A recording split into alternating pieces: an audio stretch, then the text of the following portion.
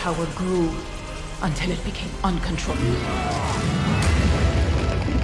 ये बैटल कमाल का होने वाला है। आप जो सोच रहे हो वो तो डेफिनेटली नहीं होने वाला। थैंक्स टू दी ब्रदर जिन्होंने इस वीडियो के लिए कमेंट किया। मार्वल वर्सेस डीसी का ये बैटल सच में एक कॉस्मिक लेवल क्लैश है। टीम थोर में शामिल है थोर, सेंट्री, हाइपीरियन और ब्लू मार्वेल, जबकि टीम सुपरमैन में है Superman, Martian man Hunter, black Adam और शज़ैम। दोनों साइड्स पे ब्रूट फोर्स काफी है, लेकिन जब हम डेप्थ में जाते हैं तब पावर स्केलिंग, हैक्स एबिलिटीज और battlefield control real game decide करते हैं। थोर टीम की बात करें तो थोर ओडिनसन, एसगार्ड का किंग और म्योल्निर का वेल्डर सिर्फ ब्रूट स्ट्रेंथ का सिंबल नहीं है, बल्कि ओडिन फोर्स या थोर फोर्स के बाद कॉस्मिक एंटिटी लेवल फीट्स तक परफॉर्म कर चुका है। इसने ओल्ड किंग थोर बनकर गैलेक्टस को किल किया और फिनिक्स फोर्स को भी फेस किया है। ये लाइटनिंग मैनिपुलेशन से planetary to solar level damage कर सकता है। वहीं सेंट्री मार्वल का most broken character,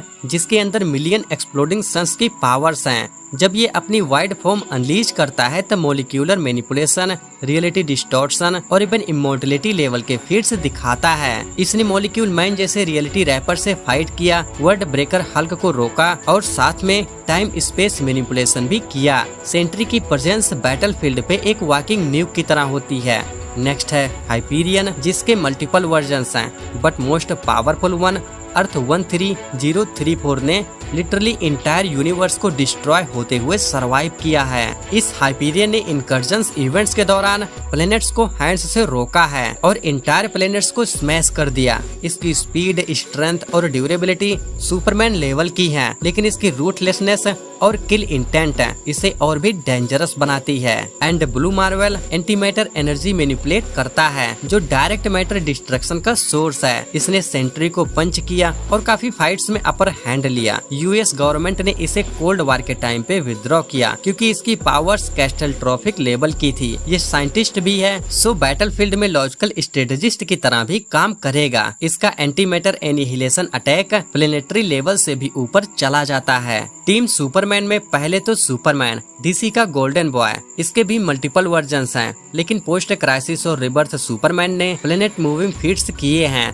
time travel किए हैं, ब्लैक होल्स से बचा है और इसे सन डिपेंडेंट अपग्रेड्स मिलते रहे हैं। वार world level fights, world forces के साथ टकराव और एंटी मॉनिटर के अगेंस्ट स्टैंड लेना इसके टॉप टायर पोजीशन को जस्टिफाई करता है। मार्शियन मैन हंटर डीसी का मोस्ट अंडररेटेड पावर हाउस है। इसके पास टेलीपैथी, इनविजिबिलिटी, इंटेंगिबिलिटी, शेप शिफ्टिंग और सुपरमैन लेवल स्ट्रेंथ तो है ही। इसका टेलीपैथी इंटायर प्लैनेट्स इफेक्ट कर सकता है, लेकिन एक मेजर वीकनेस है फायर। अगर सेंट्री या थोर बैटलफील्ड पे फायर बेस्ड अटैक करे तो जेओन्ज को न्यूट्रल किया जा सकता है। ब्लैक एडम शज़ैम की पावर्स के साथ मैजिक बेस्ड अटैक्स का गॉड लेवल विल्डर है। इसने सुपरमैन, वंडर वुमन जैसे कैरेक्टर्स के अगेंस्ट अपना ग्राउंड होल्ड किया है, लेकिन इसका पावर सोर्स एक मैजिकल लाइटनिंग है, जो प्रिडिक्टेबल है और ओवरलोड भी हो सकता है, स्पेशली अगेंस्ट समवन लाइक थोर या ब्लू मार्वेल, जिनको मैजिक काफी कम इफेक्ट करते हैं। शज़ैम बिलीवेटसन, इसके पास wisdom of सोलोमोन,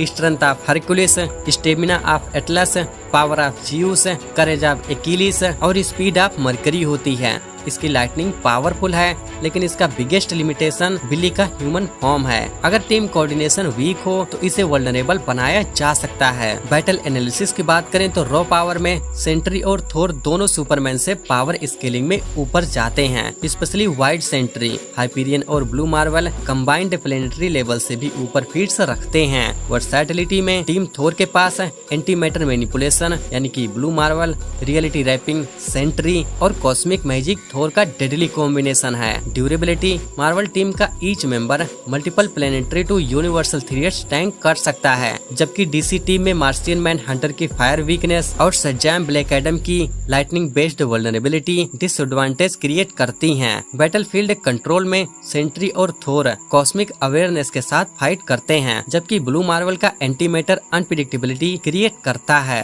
final verdict, team Thor clearly wins, mainly due to higher power scaling, hex resistance और unpredictable abilities. Sentry alone battlefield में chaos ला सकता है। थोर के पास ओडिन फोर्स होने पर टाइम स्पेस लेवल कंट्रोल आ जाता है। हाइपीरियन और Blue Marvel consistent planetary to universal tier damage deliver करते हैं। डीसी टीम में इंडिविजुअल ब्रिलियंस है, लेकिन एज अ टीम ये मार्वल के कॉस्मिक डिस्ट्रक्टिव सिनर्जी के आगे सस्टेन नहीं कर सकते। ये बैटल क्लोज नहीं है। Team Thor mid to high difficulty win ले जाती है, और अगर सेंट्री अपने वाइड फॉर्म तक जाता है तो DC team completely wipe out के एज पर चली जाती है। कई लोग ये मानते हैं कि सुपरमैन अकेला ही पूरी मार्वल टीम को संभाल सकता है, लेकिन ये गलत फहमी है। सुपरमैन चाहे कितना भी पावरफुल हो, सेंट्री जैसा रियलिटी रैपिंग बीइंग, थोर जैसा ओडिन फोर्स विल्डर और ब्लू मार्वल का एंटी मैटर मैनिपुलेशन इसके लिए अकेले जीतना इम्पॉसिबल बना देता है। तो हाँ, कहना सही है कि सुपरमैन मार्वल की पूरी टीम को